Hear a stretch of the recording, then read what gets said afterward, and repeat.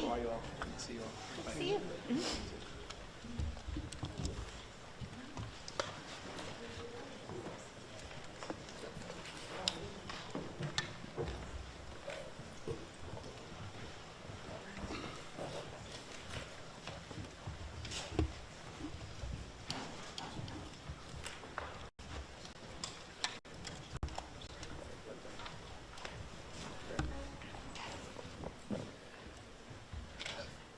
Good afternoon, everyone, and thank you all so much for joining us this afternoon. Today, I am joined by city, state, and federal officials to unveil a new initiative to combat gun violence here in Louisville. Since taking office, one of my top priorities has been and will continue to be making Louisville a safer place for everyone to call home, for everyone to visit, for everyone to work in our city.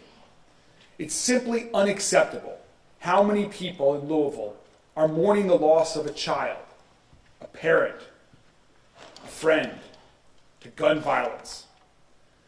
I know firsthand the devastation that gun violence can cause. Far too much impact on our city. We are fortunate here in Louisville that under the leadership of Chief Jacqueline Gwynn Villaroel, 2023 saw a drop in homicides and non-fatal shootings. Initiatives like the Non-Fatal Shooting Squad and other efforts have helped fuel this decline. This progress is encouraging, but we all recognize that we must do more. We must see more progress, quicker, because one person lost to gun violence is one too many. To make our city safer, we must take a more urgent and strategic approach to addressing violent crimes. We must build on the strategies that LMPD is already using and help them by collaborating with other partners in a multi-agency approach to address this critical issue.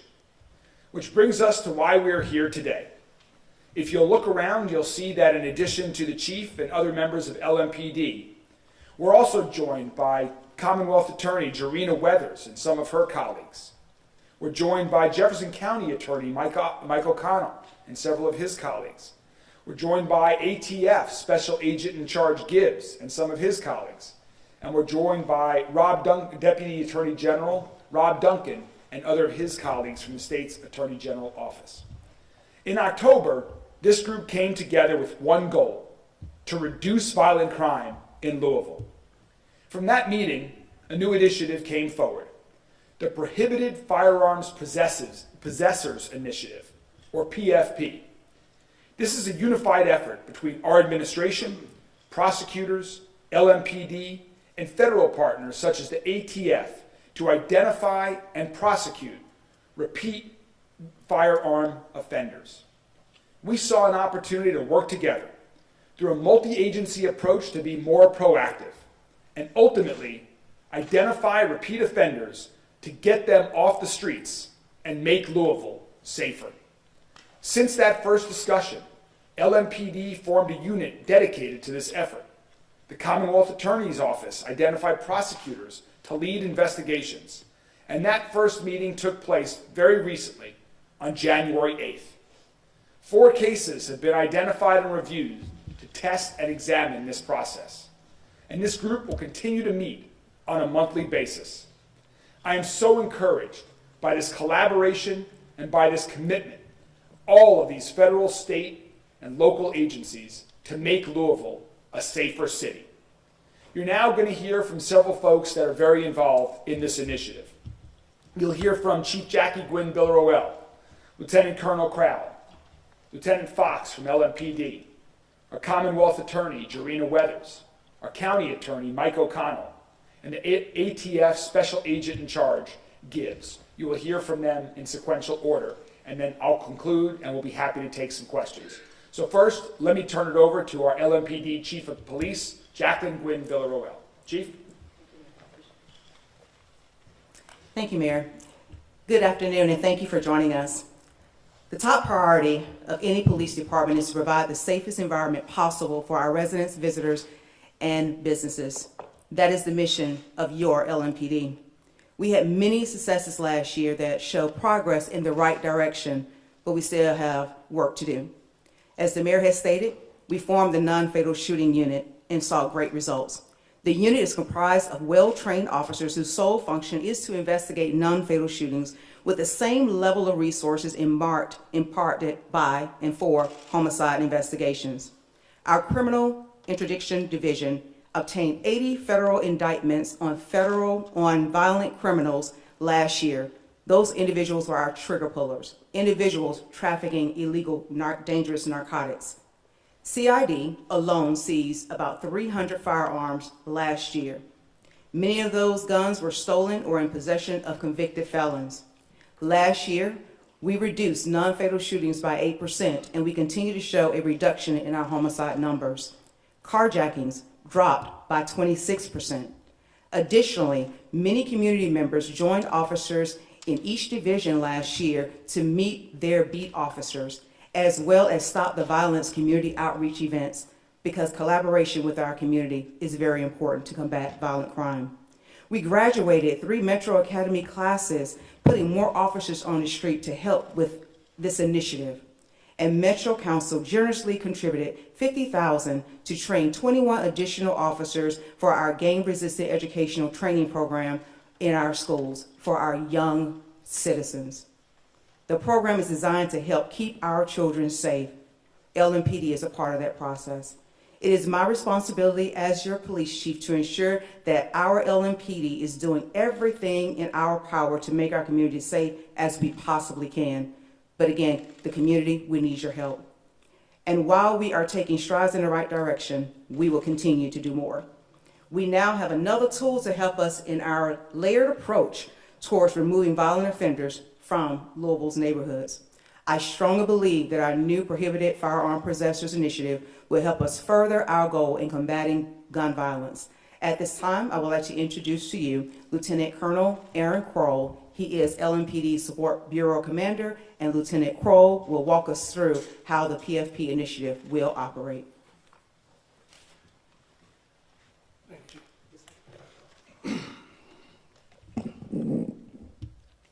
Good afternoon. I'm excited to announce our newest initiative to combat gun crime here in Louisville.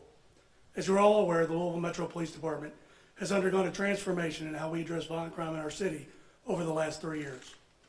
We have instituted a much more intelligence-led, surgical approach, which focuses on confronting the specific individuals who are disproportionately driving violence in our community. This approach is paying dividends, but we recognize that we still have a great deal of work to do in order to provide the residents of Louisville with the level of safety and security they deserve. Part of that effort is to continuously update and improve our processes in crime prevention and enforcement, but also in our post-arrest efforts to ensure that we are holding our most violent offenders accountable to the fullest extent of the law. The Prohibited Firearm Possessor Initiative is a collaborative effort between LMPD, ATF, and the offices of the Jefferson County Attorney, the Commonwealth's Attorney, and the U.S. Attorney for the Western District of Kentucky, and is aimed at accomplishing just that. This is an internal accountability measure as well as an intelligence sharing mechanism which provides a framework for a more informed and coordinated prosecution of our most violent and persistent offenders. We recognize there are voids in our overburdened criminal justice system, and that conducting business as usual has allowed many violent offenders to slip through those cracks, only to reoffend and further victimize the citizens of Louisville. This initiative is aimed at filling those cracks and providing a mechanism whereby those who insist on committing gun crimes in our city are held to account and unable to further prey upon our citizens.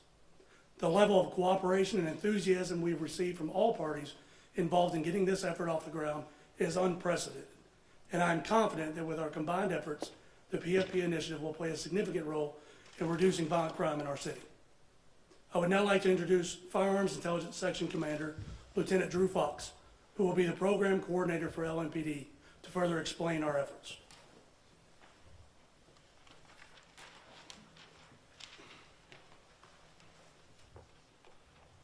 Thank you for the opportunity to elaborate on the Prohibited Firearms Possessor Project. This initiative is a data-driven, focused strategy for addressing the criminal cases involving firearms As mentioned already, this new project is comprised of several team members who aim to successfully prosecute some of the most prolific offenders on the streets of Louisville today. The PFP project team firmly rejects a one-size-fits-all approach, steering clear of broad strokes that often lead to unintended consequences.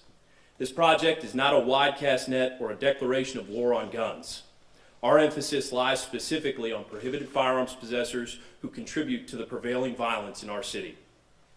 This project is a coordinated effort to bolster firearm-related cases post-arrest, offering support to the hardworking patrol officers committed to service and safety for all in our city.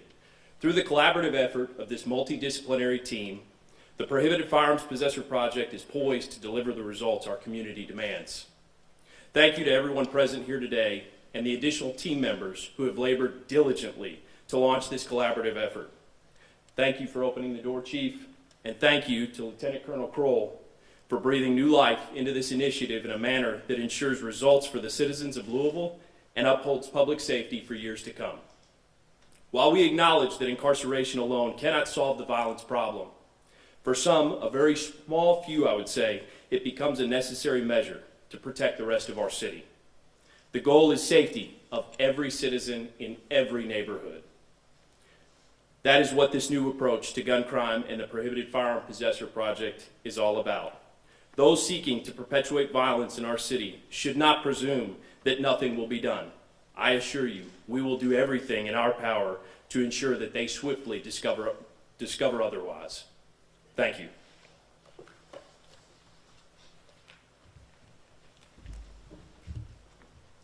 Good afternoon, and thank you all for being here today. This is a very, very important, pivotal moment. A lot of us have been in this city for a very, very long time. And what our office is ready to do is to move forward to make sure that we continue to build bridges with integrity, transparency, and everything that we can do to make sure that we can make a change in this city.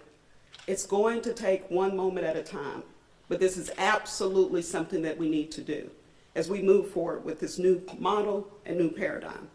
What I will share with you is this. We have 44 prosecutors that are working to make sure that 780,000 of our citizens are being safe.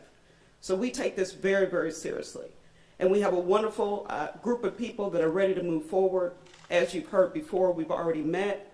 And this is something that we've never seen before. Behind the scenes, being able as a group to work through this, not divided, but try to figure out how we can pinpoint, not everyone, but those that we need to be intentional about, those who are just wreaking havoc in our city. We've got seniors that don't want to come out, over 65 years and older. We have our children that we're trying to deal with. So in our office, we do have a new juvenile justice prosecutor that will deal with specific issues with the county attorney's office. But let me make this very clear. We also need to make sure that we get the right people off the streets so we can stop this hemorrhaging of what's happening in our city. So we are looking forward to it in our office. We also specifically have our most seasoned prosecutors that are going to work in this with this initiative, especially in our violent crimes unit. We have a specific unit that are dealing with not just violent crimes, but those crimes that we are dealing with guns. So this is a think tank of sorts. It's a multi-agency approach consisting of experts providing very specific information and possible solutions to one common problem and issue that we have in our city. It's an intelligent approach, as you've heard. All of us, it's going to take all of us, the necessary agencies, to take a closer look, not just with anyone. We're not trying to throw everyone in jail, but I promise you this. We need to see and figure out those persons or persons that are worthy enough to have the right for review. We are ready to move forward, do something differently, and it's about doing the right thing with the right person for the right reasons. Thank you.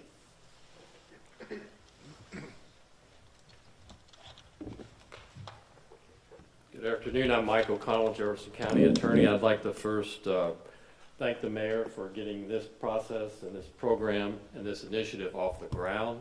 And he's pretty persuasive, so when he talks to people about joining him into doing these things, it's a very easy thing to do. more Americans died of gun-related injuries in 2021, including murders and suicides, than in any other year on record, according to the Pew Research Center. Guns have been the leading cause of death, now listen to this, have been the leading cause of death for children and teens since 2020. Let that settle in the pit of your stomachs for just a minute. It's stark facts like these that make me toss at night sometimes, and why and I, other partners around here, are using every approach that we can come up with and assemble to face gun violence head on. This new PFP initiative is one of those efforts. Whenever I get a chance to talk about guns, I don't want to stray too much here, but whenever I get a chance to talk about guns, one of my favorite quotes that I use and have read and to underscore the seriousness of it is, it has been called the slaughter of everyday Americans going about their daily lives. Nothing could be truer about what's going on in this country and other places at the present time. As Commonwealth Attorney Weathers said, people should feel safe while going about their daily lives in their cars, their homes, their neighborhoods.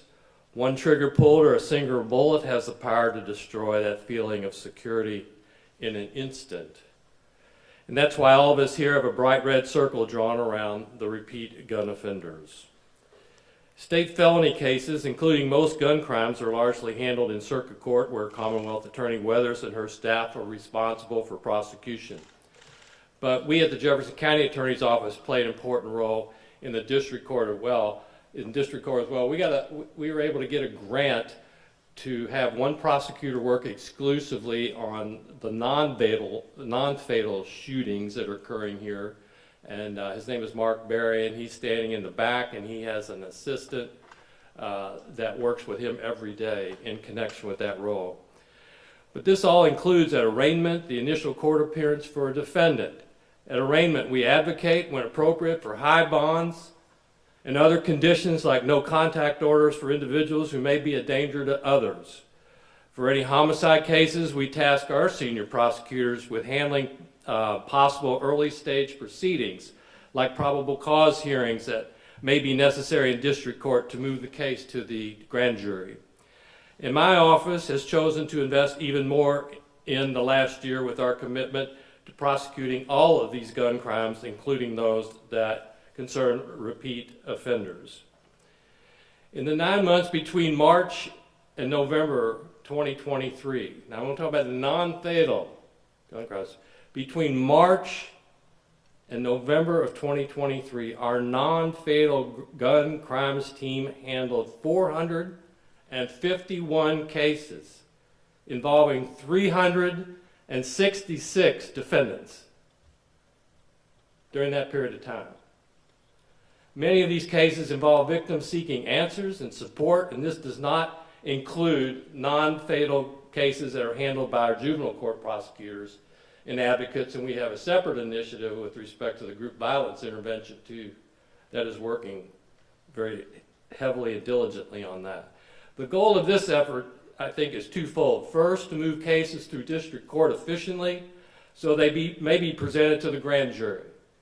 Every attempt is made to avoid unnecessary delay and to ensure appropriate bonds are kept in place. Appropriate bonds are kept in place. And the second goal is to better serve victims as we strive for justice. We recognize the criminal justice system can be intimidating, and this feeling is often magnified when people experience violent gun trauma. I hope in sharing our work, it demonstrates the resolve and focus that my office has and other partners share to reduce gun violence in the city that we love so much. Thank you very much.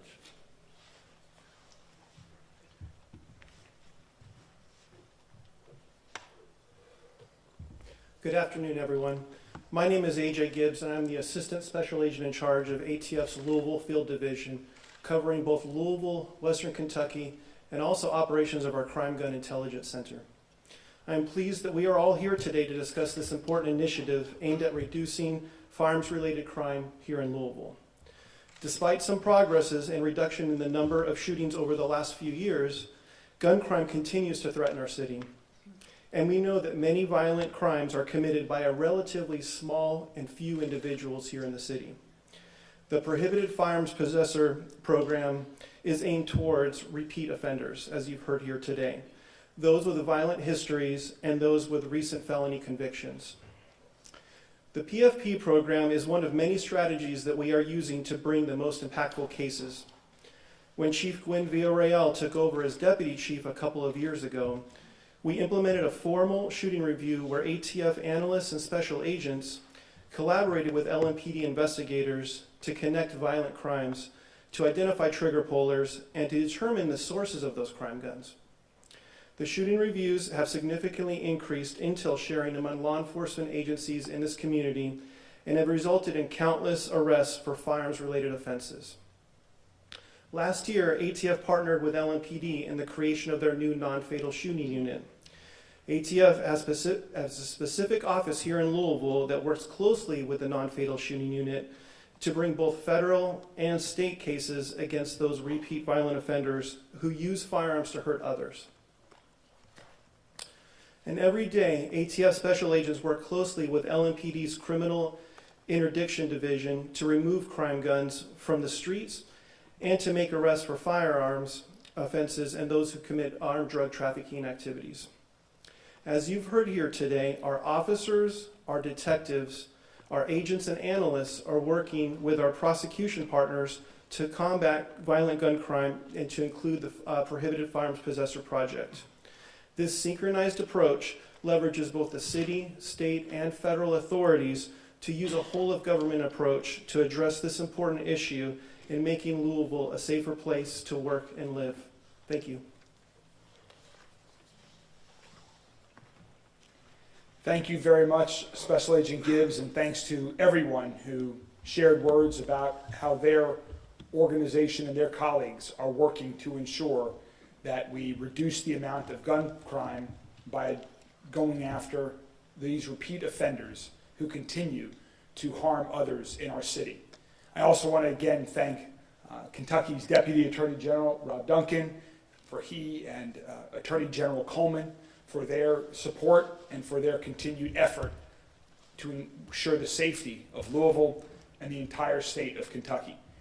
What you can see through this effort is our strong belief that when you are dealing with a challenging, complicated issue, like making our city safer, reducing gun violence, you have to work together in partnership. And we are committed, all of us at the local, state, and federal level, to work together in partnership to do everything that we can to make Louisville a safer city and end this gun violence epidemic that we are dealing with.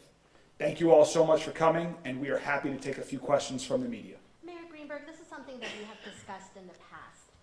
You say a lot about collaboration. However, the judicial system plays a large role in this. I am aware of judges refusing to sign warrants. They are signing arrest warrants as summons instead.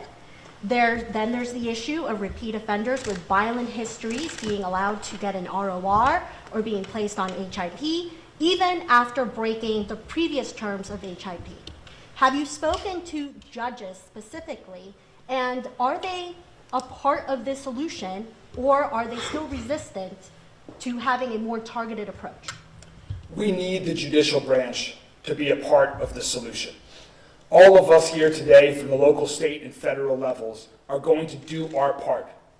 We are going to find individuals responsible for committing gun violence in our city. We are going to bring charges against those individuals, and we are going to prosecute, as you can tell from you heard from County Attorney O'Connell and from Commonwealth Attorney Weathers, we are going to prosecute those crimes to the fullest extent possible. We need the support of our judicial system to make that happen. They are very aware of our view on this, of our need, our city's need for their cooperation and for their focus on these gun violent crimes and gun violent offenders, repeat firearm offenders in particular, to make our city safer. Let me add one more thing to that as well, and if anyone else would like to comment. Over the past year or so, we can provide these details specifically. 6 individuals who were out on home incarceration are victims of homicide in our city. So there are individuals, not only do we need individuals to be incarcerated because of the crime and the harm they have caused to citizens of Louisville, but there are also individuals that because of the cycle of violence and retaliation that is going on in our city, where gangs are targeting one another and retaliating, those 6 individuals would have been safer had they been incarcerated. That's something else that we want to make sure that all of our friends in the judicial branch are aware of as well. Okay, I actually appreciate the question. And we know that this has been going on for a long time, and I'm not here to bash any of the judges. I understand that they too have a lot of cases, and they're trying to figure out what to do on the level with the bench. But the difference here is that there might be some information that we know that we're trying to work through that will allow us to bring our partners in. There may be some times where we may not be in state court. That's why we have the other partners here, and that's why they're ready. That's why we actually made sure that we met, try to be very strategic and intentional about what we do as we move forward. And I'll share with you, it's not 100% proof, full proof of what we can do, but we do understand the judges have their job, but we also have a job to do as well. So that's why we have, you have ATF here, you have Mr. Duncan here from the Attorney General's office. So let's see if we can try to figure out and do something a little different. I have a question for anyone on stage here. You guys mentioned 4 cases, or a handful of cases, being identified and reviewed. Can you guys walk me through what exactly that looks like? What is identify and reviewing? Can you give some specifics on what we're looking at here?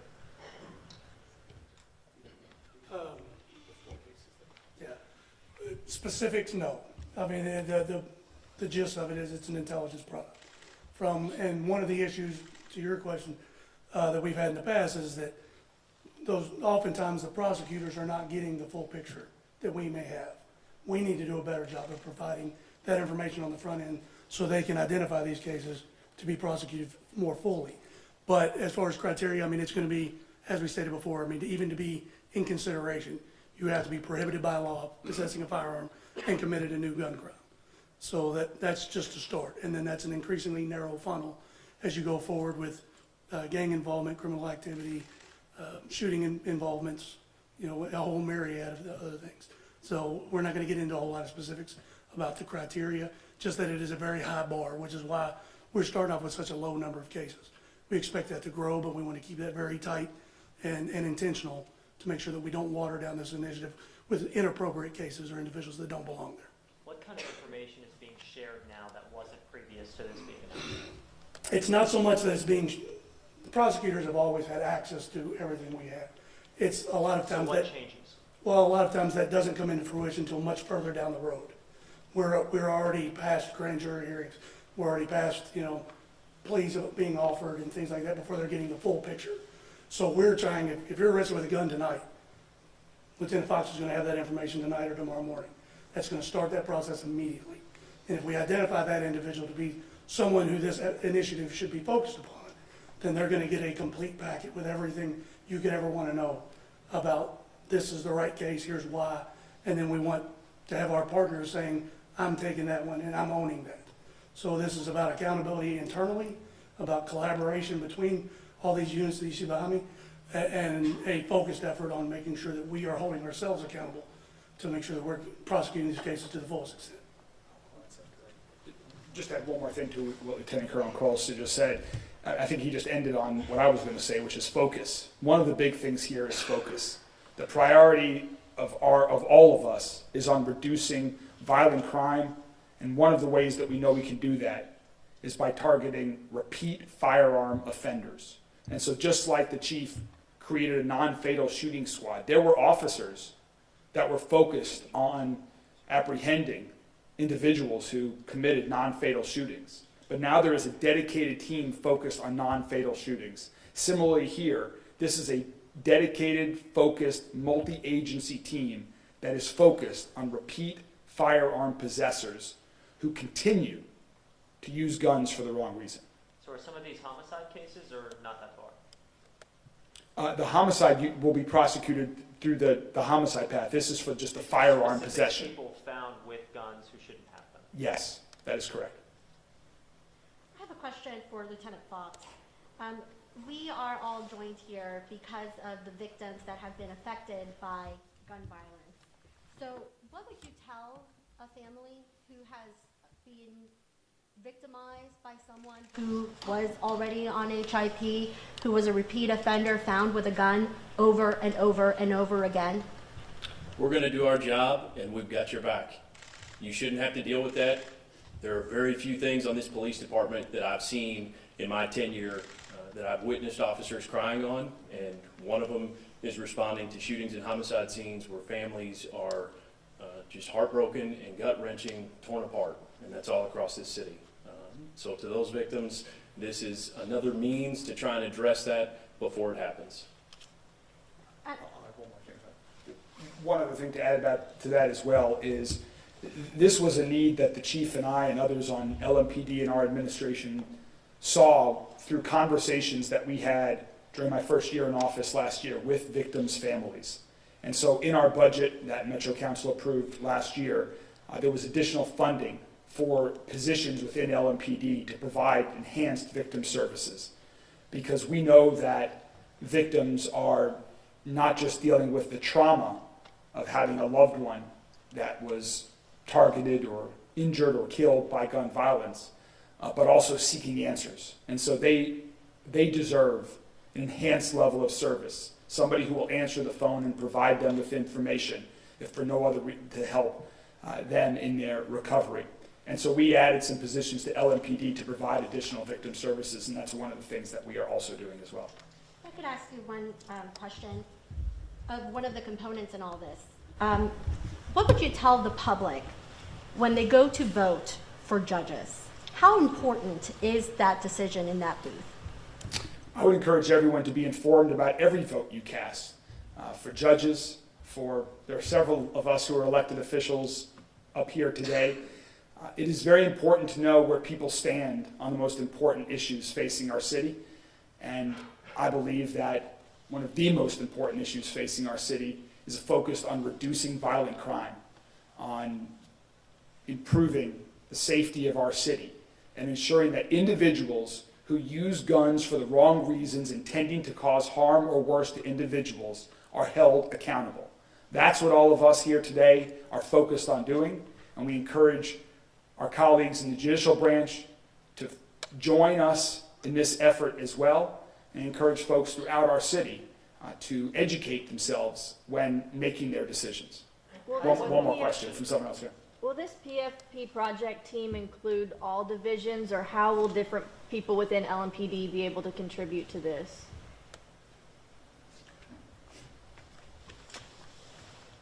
So the PFP project team is obviously multiple agencies that are up here right now, specific to LMPD and within the police department. This is housed under our criminal interdiction division, which has been a unit that over the last several years has several very experienced investigators who are focused in the work that they're addressing, the individuals that they're addressing. This is a supportive role to the patrol officers in all 8 divisions, all 8 patrol divisions, to go and support those individuals, whether they've got 1 year on or they've got 10 years on, to walk them through the process, expedite the process, and assist them with putting the best case together based on the evidence that they've collected to ensure that these are successfully prosecuted. And that is streamlined and very quick, going back and forth with the prosecutors so they've got the information that Lieutenant Colonel Kroll spoke of earlier, streamlining that process, trying to get them as much information as possible so when they're making those arguments in court that they've got much more to stand on. I have one more question for the Commonwealth's attorney. You had mentioned that this is not just about throwing everyone in jail, but I can imagine looking at some of the notes here. I mean, part of the goal here is to arrest more offenders and harshen penalties, correct? That is correct. But what we want to make sure is that other people have said we've done this before, and especially in the courtrooms, especially a lot of us who have been in the courtrooms and looking at a voluminous amount of cases that have been stamped certain gun cases. That's not what we're looking for. We're actually looking for repeat offenders criminals that there's always just a small amount of people that are wreaking havoc, like I said earlier. So yes, the bigger part is to get the most dangerous ones off the streets and keep them in jail. That's the whole reason why we have the initiative. Thank you all. One final comment. Yeah, I just wanted to add one more thing to the question earlier about the subjects that may be out on home incarceration, reoffending. This is a part where all of us up here, different agencies at different levels are working together, and that's something that we have talked about. And we offer opportunities where if we have a repeat offender and there is a federal nexus, we will work with the U.S. Attorney's Office for federal prosecutions in the plan and the hope that those people will be held as they're argued that they're a danger to the community from their past events, and then they'll be held pending trial so that they're not out released. But this is, again, I brought up earlier, a whole of government approach. There's not one answer to this problem, but working together we can work towards that and the mayor's goals and all of our goals. Thank you. Thank you all very much. We'll continue to keep you updated on the results of this effort. Thank you all.